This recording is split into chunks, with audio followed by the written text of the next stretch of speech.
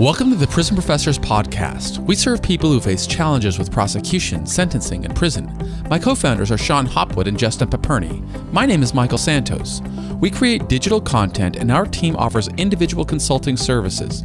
We also assist agencies that want to improve outcomes. To learn how we can help you, text the word Prison Pro to 44222. Again, text Prison Pro to 44222 and get our free brochure. You can also visit us at prisonprofessors.com or contact Justin at 818-424-2220. Please subscribe to our podcast on iTunes. Send confirmation that you reviewed our podcast and we'll send you a free digital book. Stay tuned for a 20 to 30-minute episode of Prison Professors.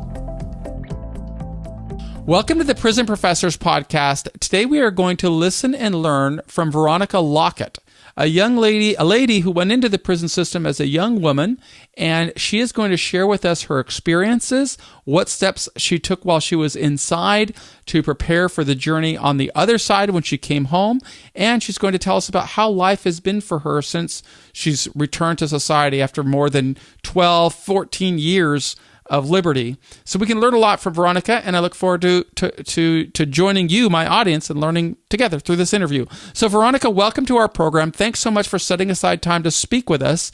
Why don't you give our audience a start by giving us some information on your background and what brought you into the criminal justice system? My name is Veronica Lockett, and I'm 36, I believe. I grew up in the Texas foster care system. Upon transitioning out, I went off to college, met a young man who was sweet and charming, and then eventually became really abusive. I struggled with leaving in the relationship, eventually began fighting back, and ended up with 2 felony aggravated assault charges and several misdemeanors after that. Wait a minute. Wait a minute, Veronica. I've got to interrupt because I'm lost here. Are you talking to us about after you got out of prison or before? I'm talking to you about before what led me into the prison system. So you were how old at that time?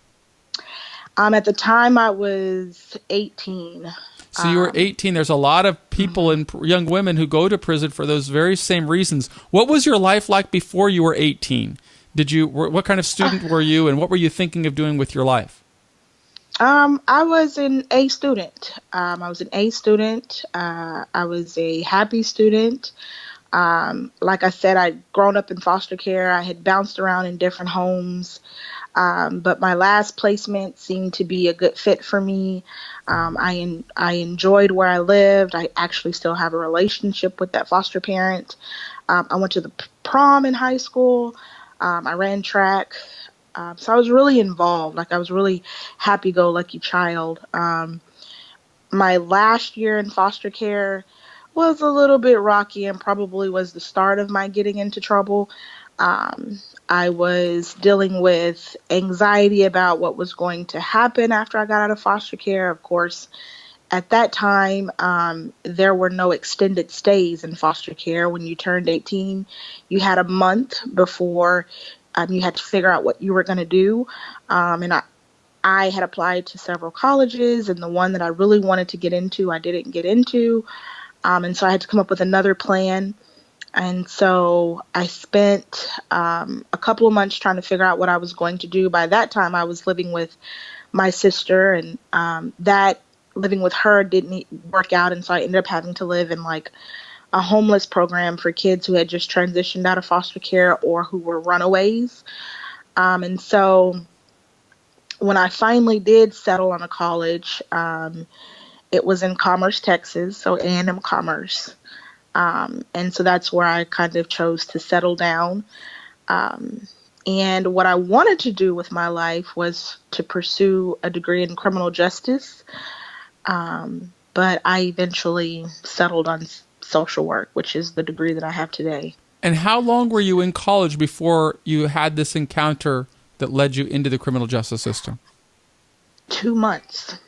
So just 2 months. What happened? Yeah. We got into a fight. So, meaning the gentleman that I was dating at the time, he saw someone, he says, leaving my dorm. My dorm room sat in front of the dumpster, and so quite naturally there was a lot of traffic in front of my door. So he swore up and down the gentleman had come out of my dorm room, and so he came down to argue with me, and we got into a fight. He choked me.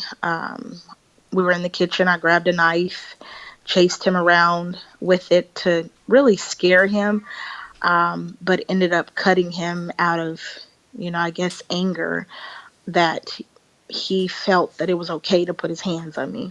So, wow. I'm so sorry to hear that you had to go through that kind of trauma. I think a lot of women get into situations like that. And even though you were the initial person who was attacked, are you telling me that the prosecutors chose to put you through the criminal justice system and not him?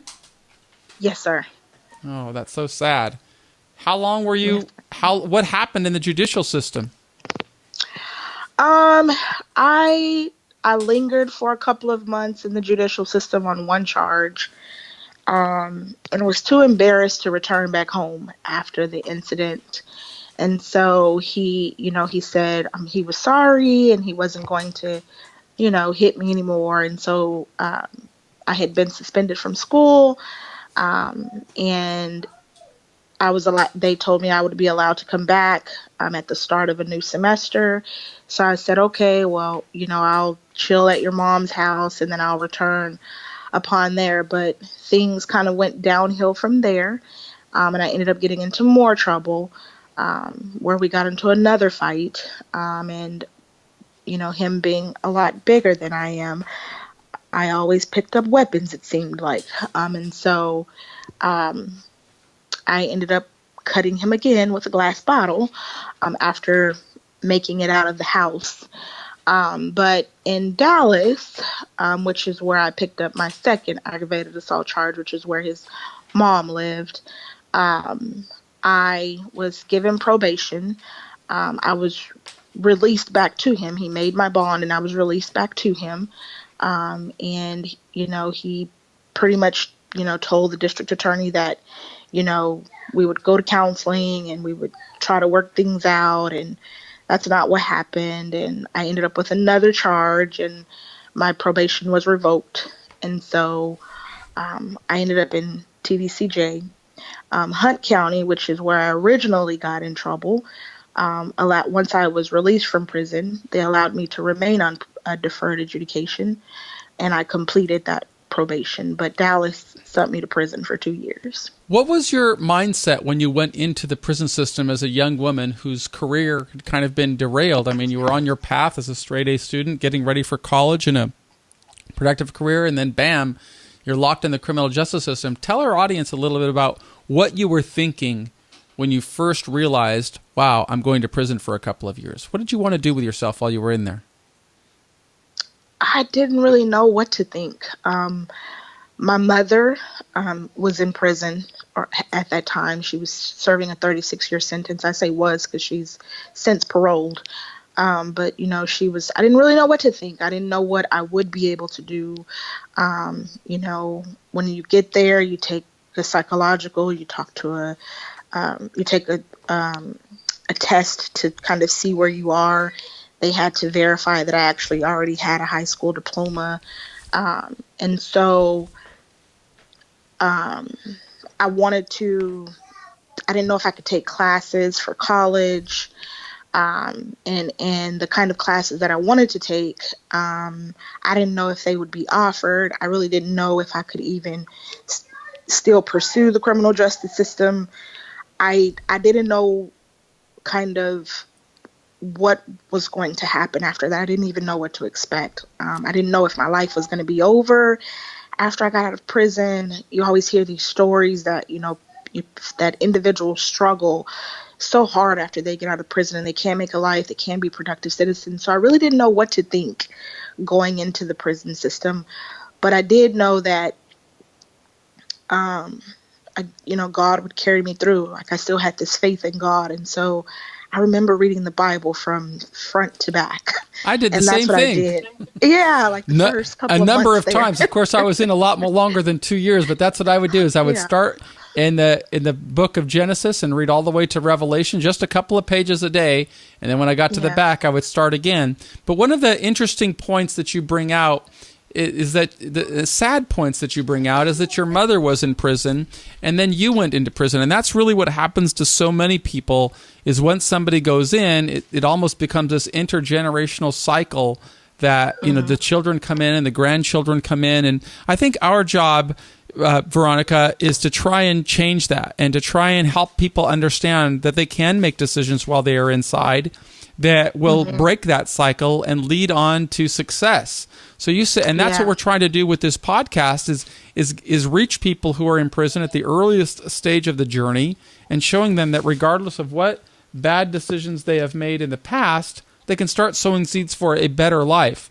I don't know if that's was your experience in there, but did there come a time while you were in jail that you decided to, instead of wondering what you could do, that you were able to start doing something? There was. Unfortunately, it came the last 6 months while I was in prison.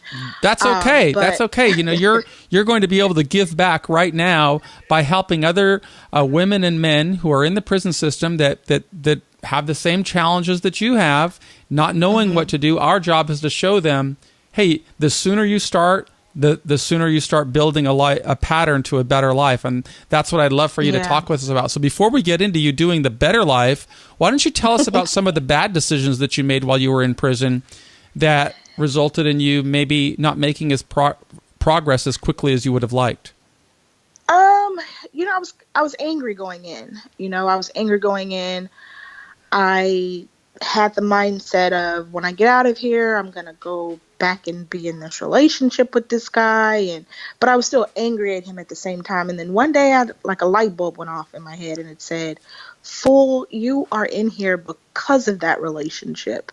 And so but I was still angry. I was angry about having to grow up in foster care. I was angry that I was in prison. I was angry that I wasn't able to transition out of, my parents' home. And so I ended up in a lot of altercations with, staff there. And so I spent a lot of time between close and medium custody. And then eventually I just got tired of it. I got tired of not being able to go to the library and read books. And not being able to go outside and enjoy the sun. And so I had learned about, I think in TDCJ, there's a program called Wyndham. And so I had learned about Wyndham, and I had gotten involved in this program called Changes. And Changes is basically a program, and I don't know if they still have it, but it's basically a program that helps you problem solve. It helps you change the way you think about a situation. It helps you learn to take responsibility for your own actions and not blame others. And so basically it's called, and I use this with my daughter as well, I say you gotta, use your windshield wipers to clean your own window and figure out kind of what you could have done differently in the situation. And so that's what I started learning to do, is to figure out how I could change the situation on my own instead of blaming others for my downfall. And so eventually I came out of close custody, and then I came out of medium custody, and I ended up in population. And so I started working in the kitchen, and although I hated it, it was something to do. I read books, and then I said, you know what? I think when I get out of here, I want to go back to college. I don't care what anybody says. I think I want to go back to college. And so I started writing colleges. I started with community colleges, and I just started getting information about programs and things that I could possibly do with a criminal background. And so that last 6 months of my prison stay, I actually applied to go to school at Austin Community College, which is in Austin, Texas, which is where I had planned on returning to. And so I got an acceptance letter. I was really excited about that. And as soon as I got out of prison, I didn't end up going to Austin. My sister met me, and so I ended up moving to Lubbock. But as soon as I hit the ground, I enrolled at South Plains College, which is in the Lubbock area, and I just started going to school. But I started learning how to write letters for scholarships, trying to learn how to tell my story, and trying to get people to be okay with my background. And so, that's a really inspiring story, I think, Veronica, for anybody, because the reality is we're always having to tell our story, and we're always we always bear the burden of working to influence the way that other people will see us. And if we can learn how to help people understand what got us into the situation, I think we can humanize it. So like in your case, I hear this awful story of how you were victimized by an aggressive boyfriend, and your response to being attacked results in you being the one that's prosecuted and him being outside, which is, to me, sounds grossly unfair. But I think that if you help people understand that you weren't necessarily a violent person, but you were just trying to protect yourself against a bigger, aggressive person, more importantly, you can show that, hey, how did I respond to the punishment when it was eventually put upon me? I didn't just always cry and complain about it. I realized I've got to do something by myself, and looked for programs. And you're very fortunate to have been able to find programs that inspired you and educated you while you were inside, and then take this self-directed approach to persuade college administrators to admit you. What courses did you eventually start studying, and how did that result in your academic journey? What degrees did you ultimately get? I ultimately got a bachelor and a master's in social work. But I started as soon as I got out of prison. I'd started too late in prison, so Wyndham couldn't work with me. But, they were willing to help me reach out to those colleges and start writing those letters. So even though I got started late, those were the steps that I took while I was in prison. But as soon as I got out of prison, my first stop was, at the time, Project Rio. And again, I don't know if they still have that program, but Project Rio was my first stop. And even though it felt the feedback I was getting from the workers was very discouraging, I didn't allow it to discourage me. So I was told, you shouldn't get a degree in social work because you're not going to be able to work in that field. And I just said, okay. And I still pursued it. When I was trying to be pushed into positions that I didn't necessarily want to work in, I said, okay, thank you for the assistance. And I took those referrals that they gave me, and I went and pursued other areas. Maybe there was someone that they referred me to who could help me get somewhere else, after talking with that individual. And so, after prison, I ended up working at a restaurant and as a hostess, and I worked really long hours because, like I said, when I got out of prison, I was still on probation, so I had fines and fees to pay. I also had to take an anger management class, and I had to pay for that. And so I worked long hours. I still was able to comply with probation, and I went to school. And it took me 5 years to do my bachelor's, because I got out of prison in 2003. I got started, and then I got my master's in 2008, or I got my bachelor's in 2008, and I turned around and got my master's in 2009. And today, in 2016, I got admitted to law school. What? So, congratulations! Yeah. That's so exciting. Yeah. So that's currently what I'm doing right now is law school and taking care of my kids. Where are you studying law? UNT Dallas College of Law. They've been in existence for about 3 years now. And are you a 2L, a first-year law student, or a second-year law student now? I'm a second-year law student. I'm part-time. So it'll be a 4-year program for you? Yes, sir. Well, that is just really, really exciting. Have you met my partner, Sean Hopwood? I haven't met him in person, but he kind of inspired me to keep going with the whole law school thing. Because again, when people meet me and they meet me and they like me, and then they hear about my background, and then they say, I don't think this might be the field for you. And so when I saw Mr. Hopwood's story, it it reinvigorated me. I was met with the same resistance, when I was getting my degree in social work, but the university stood behind me. They stood behind my application for a license. And so, I ended up becoming a licensed social worker. But yes, I've met Sean on Facebook, and he's really inspiring, as well as Tara. Both of them are very, very, very inspiring. And on February 17th, on the episode of February 17th, you'll also meet Christopher Poulos, who has a similar story to yours, that had a difficult background, went to prison, got out of prison, went to college, went to law school, eventually got his law. It talks about how hard he had to work to get into law school, completed the law program, got an internship, I think, with a sentencing project, and then at the White House with President Obama. And currently he is director of reentry services at the Washington State Department of Corrections. So, there's a long group of people like you who really had the resilience to pick themselves up off of the struggle and figure out a way to connect. Tara is certainly an amazing example, and if you haven't connected with them, I'm going to connect you with all of them so that you have direct email contact with them, because I think there's a good community around of people who come from struggle and yet we're able to overcome it. And you certainly have by simply refusing to accept the negativity and the discouragement from others, but instead keep moving forward. And that's what we have to do together as a team in inspiring people who are locked up. How has your life been, though? I mean, you've been out of prison now for almost 15 full years. Is that right?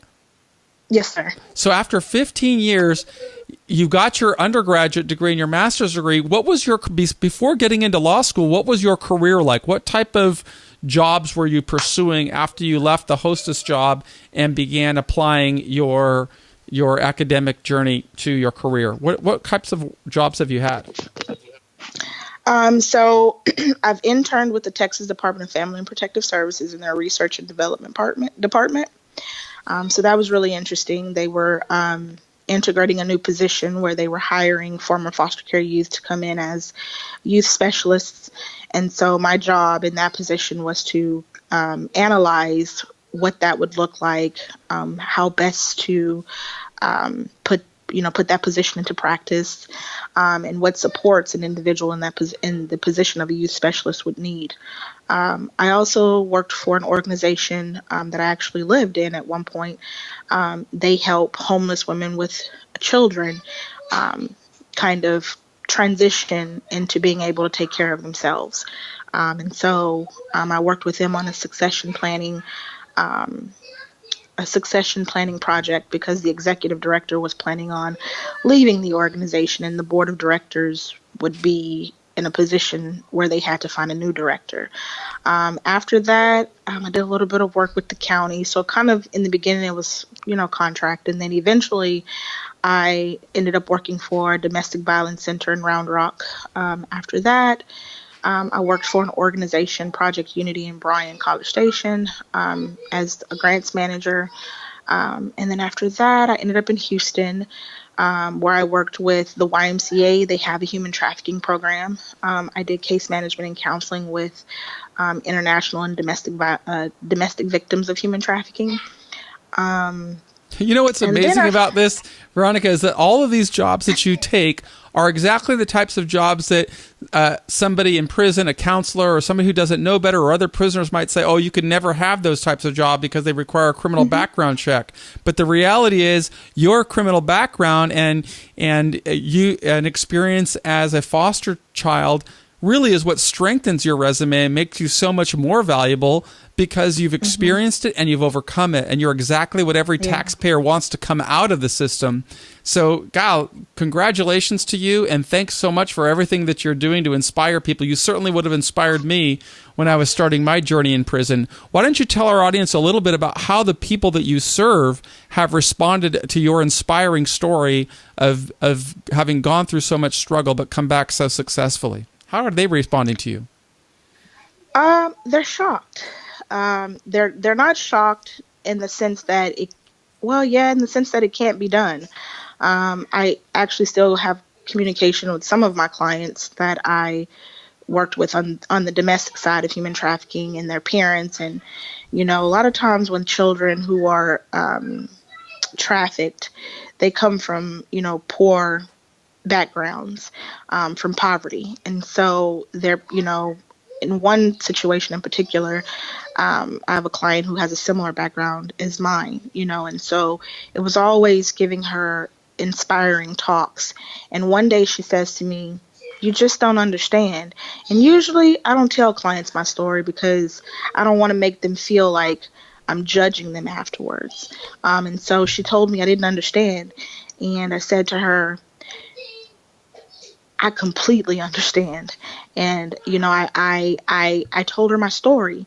And that has inspired her in so many ways. She's become a better mom. She strives for more now, and I tell her, don't let that felony define you. It's done. It's over with. You've paid your debt to society. Now you just need to learn how to tell that story so people can see you as a human. And so, she and her daughter have a better relationship. And so most positions that I have taken on, I was hired because of my background. But for the human trafficking program, I was hired because I had gone to prison, because while I was in my abusive relationship, I had been prostituted out, because, I had experienced homelessness. And so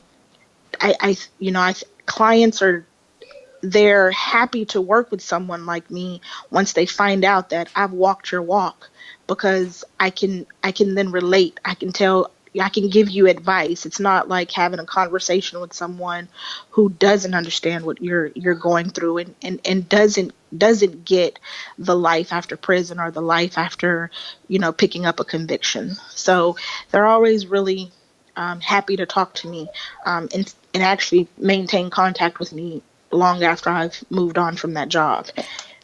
We are so grateful and so fortunate to be able to have your inspiring story on the Prison Professors podcast, because many of our listeners are currently locked inside of jails, or they are going inside of the jail or prison system, and they really don't know what's going to become of them. And you are really the best possible outcome. It didn't happen by accident. It happened because you had a mindset shift, and you decided to take full responsibility and begin preparing yourself for success. And then you just executed that plan for, as the time went on, from months into years and years into decades. You've stayed true to it, even continuing now by going back to school and getting your law degree. We're coming to the end of this episode, but I do have one other question for you, and it concerns your mother, who kind of really put you on this path, unfortunately, because she was locked in the criminal justice system for multiple decades. I'm sure that there was some trauma in her background that led her there as well. We're all humans and we all have a story, but now she's home. Can you tell us a little bit about how your mother has been doing and whether you've had an opportunity to connect, because she's got to be so incredibly proud of you? Yes, she's doing well, actually. She's not allowed to be around my children, so visiting with her is difficult. So I haven't been able to see her in person, but I talk to her every day on the phone. And she's very proud of me. My mom also grew up in foster care.